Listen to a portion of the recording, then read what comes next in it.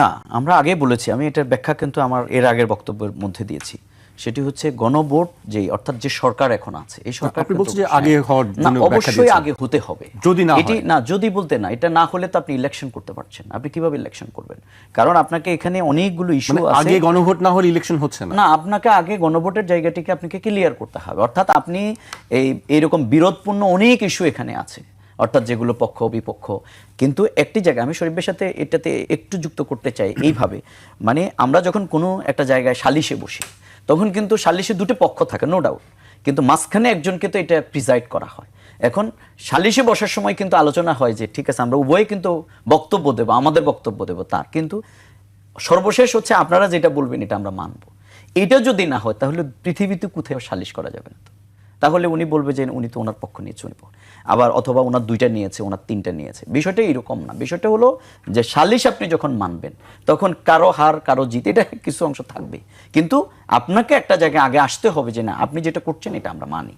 হ্যাঁ, আপনি এই দুইটা পয়েন্ট আমি মানি নাই, এটা আপনি এখান থেকে আলাদা রাখেন, কিন্তু আমরা উভয়ের ব্যাপারে যেটা একমত হলাম বা আপনাকে আমরা মানলাম, সেই জায়গায় সরকারের ব্যর্থতা অনেক আছে, নো ডাউট। আমি আগেই সরকারের ক্রিটিক করেছি, কিন্তু আমরা যেহেতু পলিটিক্যাল একটা ডিজাস্টারের পরের একটা জায়গায় এসে দাঁড়ালাম, সেখানে এসে আপনাকে একটা জায়গায় কিন্তু মানতে হবে।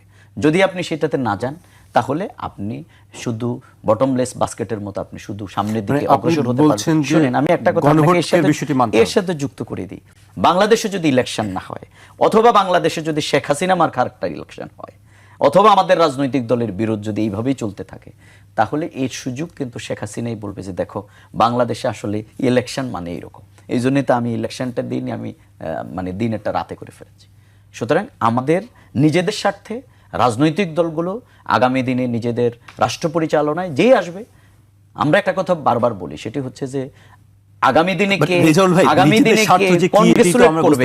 সবাই বলছে যে জামায়াতের স্বার্থ, জামায়াত বলছে অন্যের স্বার্থ। না, রাজনৈতিক দলগুলো তার জায়গা থেকে, তার আইডিওলজিক্যাল স্ট্যান্ড থেকে জনগণকে সামনে রেখে তাদের বক্তব্য দিয়ে থাকে, নো ডাউট এটা তারা দিয়ে থাকে, কিন্তু লাস্ট অফ অল ইলেকশনের মাধ্যমে সেটা প্রমাণ হয়। অর্থাৎ আপনি ফ্রি ফেয়ার ক্রেডিবল ইলেকশন যখন হয়, লেভেল প্লেইং ফিল্ড হয়, তাহলে আমরা তো প্রত্যেকে এতদিন কি অ্যাচিভ করলাম। আমরা যেমন মনে করেন খুব চমৎকার পড়ালেখা করলাম, আমি বললাম আমি ভালো পারি, আপনি বললেন আপনি ভালো পারেন, কিন্তু পরীক্ষার মাধ্যমে আপনাকে সেটা প্রমাণ। আমাদের ওই পরীক্ষার জায়গাটা হচ্ছে ইলেকশন, মানে গণভোট না ইলেকশন। আমি বলছি ইলেকশন হতেই হবে, কিন্তু যেহেতু আমাদের এটা কোনো নর্মাল এবং ফর্মাল ইস্যু না, আমরা নর্মাল কেয়ারটেকার সরকারের ইস্যু না, বরং সরকারকে অনেকগুলো জপটা জঞ্জাল পরিষ্কার করে সামনের দিকে অগ্রসর হতে হচ্ছে। সেই জায়গা থেকে গণভোটের মাধ্যমে সেগুলোকে ফয়সালা করে যেতে হবে। আমি শরীফ ভাইয়ের সাথে একটা কথাই মানে যুক্ত করতে চাই। শরীফ ভাই দুইবারই এটা বলেছেন, বাংলাদেশ জামাত ইসলামী একদিকে যেমনি এই দেশের গণতান্ত্রিক আন্দোলন থেকে শুরু করে প্রতীক আন্দোলন সংগ্রামে আমরা গুরুত্বপূর্ণ ভূমিকা রেখেছি, আবার বিগত সরকারের সময় সবচেয়ে বেশি নির্যাতনের শিকার হয়েছি আমরা, ওই অর্থে যে আমাদের শীর্ষ নেতৃবৃন্দকে কিন্তু এখানে হত্যা করা হয়েছে। এই সকল স্যাক্রিফাইস নিয়েও আমরা মনে করি দেশটা আমাদের ঐক্যবদ্ধভাবে দেশের স্বার্থকে সংরক্ষণ করে এগিয়ে যাওয়া দরকার। কিন্তু আমরা আসলে এই বিপ্লবের মধ্য দিয়ে আমরা কে দিল্লি না ঢাকা বলছে, না ঢাকা, এই তরুণ প্রজন্ম বলেছে। সুতরাং আমরা এখানে আধিপত্যবাদী চায়না বলেন, ভারত বলেন, আমেরিকা বলেন, সাম্রাজ্যবাদী এবং আধিপত্যবাদী কারোই আমরা এখানে। আমার প্রশ্নটি আরেকটি ছিল, যেটি হচ্ছে আপনি বলছিলেন যে আগে গণভোট হতে হবে তারপরে জাতীয় নির্বাচন। এখন বিএনপি যদি বলে যে গণভোটে তারা আগে গণভোট হলে তারা সেই নির্বাচন করবে না, বিএনপি এর ব্যাপারে তাদের বক্তব্য তারা দিয়েছে। প্রথম তো তারা গণভোটে যায়নি, প্রথম তারা, আমি আগেই বলেছি, প্রথম কিন্তু বিএনপি অনেক কিছুই, বিএনপি প্রথম বলছে যে এই সরকারের সংস্কার করার কোনো ইয়ে না, এই সরকারের শুধু কাজ হলো একটা ইলেকশন।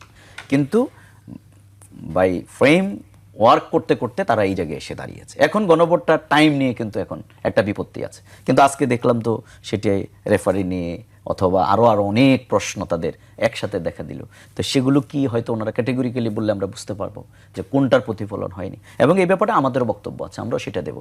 আমার বক্তব্য সেই জায়গায় না, আমি বলতে চাচ্ছি যেমন আমরা পিয়ার পদ্ধতি বলেছি যে আমাদের আজকে কি এখন পিয়ার পদ্ধতিতে নিম্নকক্ষে ইলেকশন হবে কি না, এটা কিন্তু এখনো সেটেল না, কিন্তু তারপরেও আমরা বলছি যে আমাদের প্রত্যেকের অপিনিয়ন থাকবে, আমাদের মত থাকবে, কিন্তু এটা না হইলেই এটা নয়, এটা না বলে বরং দেশের স্বার্থে, জনগণের স্বার্থে